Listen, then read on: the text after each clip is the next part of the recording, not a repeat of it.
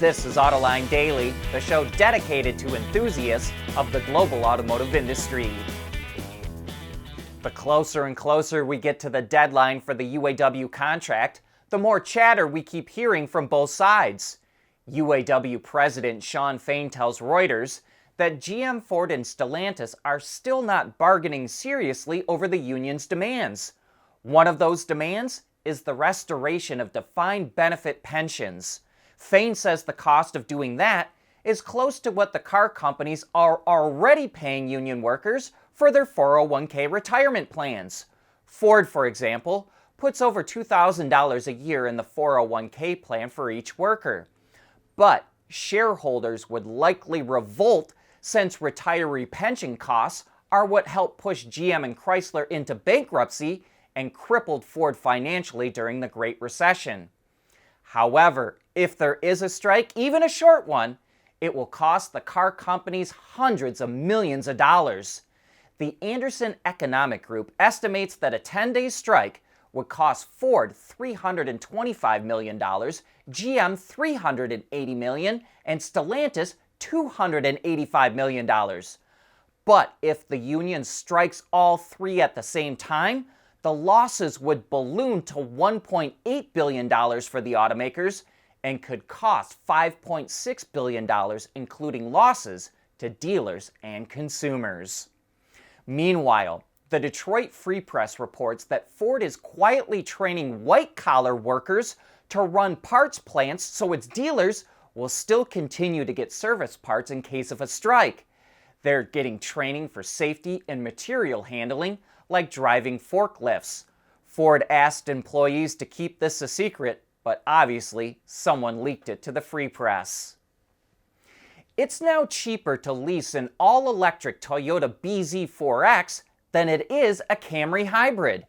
In Northern California, Toyota's advertised lease deal for a Camry hybrid is $469 for 36 months with $3,000 due at signing, while a BZ4X lease is $389 with $5,000 due at signing. That works out to $552 a month for the Camry hybrid and $528 for the BZ4X. While that's not much of a difference, the BZ4X's MSRP is $12,000 higher than the Camry hybrid. So Toyota is clearly taking advantage of the U.S. Inflation Reduction Act, which allows EVs to be exempted from North American sourcing requirements and qualify for up to the full $7,500 tax credit if it's leased. The loophole lets automakers classify EV leases as commercial transactions. Here's an intriguing idea for a range extender for EVs: a second battery that charges the first battery. That's what Mujeeba Jazz, the CEO of a company called One, or Our Next Energy, told us on Autoline After Hours. He says this would allow for long-distance towing or 80-mile-an-hour driving on the highway. So its hybrid or dual chemistry battery, which is called Gemini, doesn't go through the same duty cycle, and it can be made a lot cheaper. Take a listen. Interestingly, Gemini is cost modeled out at around $50 a kilowatt hour right now. That's lead acid battery level. Wow. That's cheaper than the lowest cost that I could have predicted for where LFP will ever get to. LFP, if I go to where the lowest cost centers are in the world is China, you can make an LFP cell for mid $60 per kilowatt hour range. We can make an anode free cell for $50 per kilowatt hour here in the US. And that's just us getting started. As time goes on, I think we can even improve that.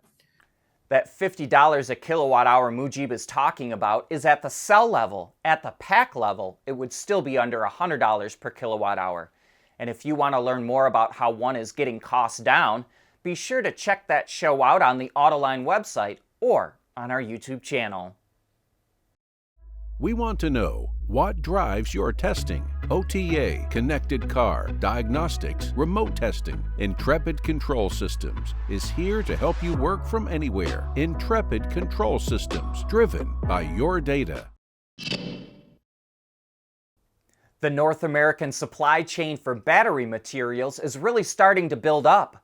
Yesterday, Ford, South Korean battery maker SK On, and cathode material producer EcoPro BM announced they're investing $885 million to build a cathode manufacturing plant in Quebec. Production is scheduled to start in the first half of 2026, and it will have the capacity to produce 45,000 metric tons of cathode active material a year for NMC batteries. That's enough to support 225,000 EVs a year. Quebec is becoming a popular location for battery and EV production because almost all of its electricity comes from hydropower, meaning it's carbon-free. I think Ford CEO Jim Farley just built his dream toy. We teased it would unveil a new mid-engine version of the Mustang, and here it is, the Mustang GTD, which will come out late next year or early in 2025. And really, we should say this is a front mid-engine sports car, meaning the engine is mounted in the front, but it's shoved really far back. The GTD is basically a $300,000 road-legal version of the Mustang GT3.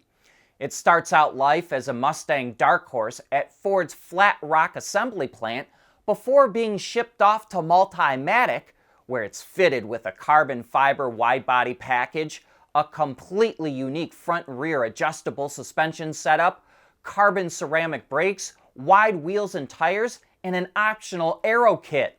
Instead of the GT3's naturally aspirated 5.4-liter V8, the GTD will feature an 800-plus horsepower supercharged 5.2-liter V8 with a dry sump oil system and a red line of over 7,500 RPM.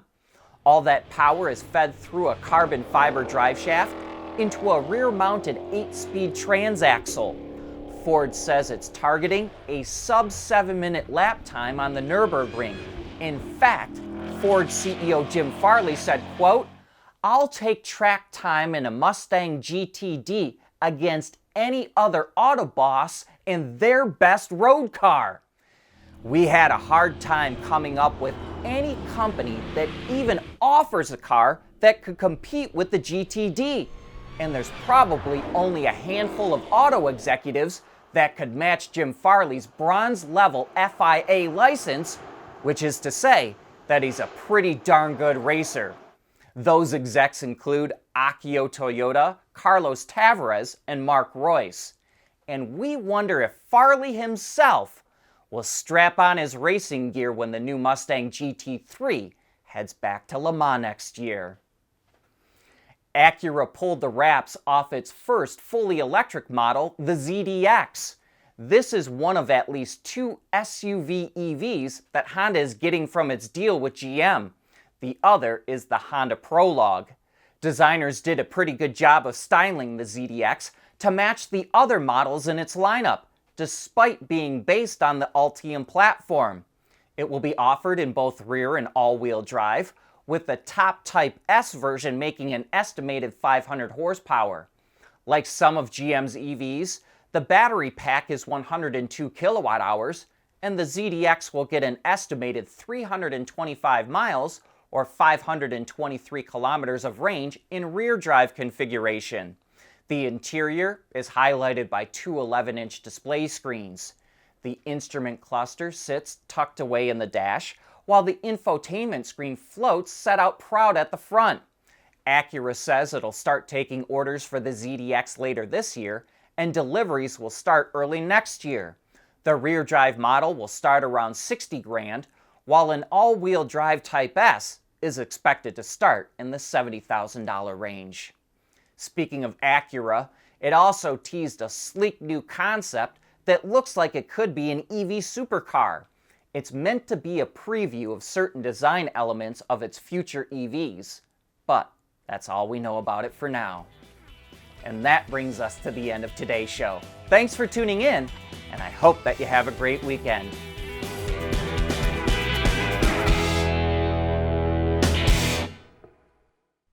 Autoline Daily is brought to you by Bridgestone, solutions for your journey. Intrepid Control Systems, over-the-air engineering, boost your game. Scheffler, we pioneer motion. And by Teases Automotive Technologies, the formula for better mobility.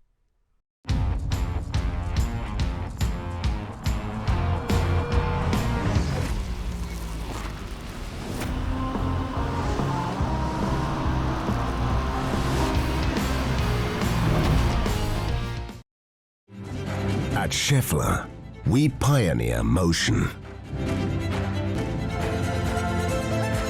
Electrifying mobility, manufacturing smarter, reducing CO2 emissions, making energy production clean. Schaeffler pioneers motion to advance how the world moves.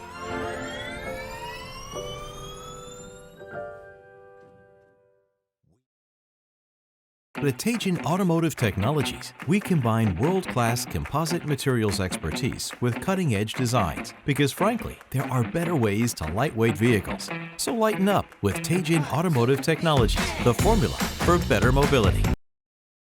Wards is the industry leader for news, data, and analysis. That's why companies across the globe subscribe to our premium service, maybe even your own. Log in for subscriber access now. Check your company's intranet for details and rely on wardsauto.com to keep you informed.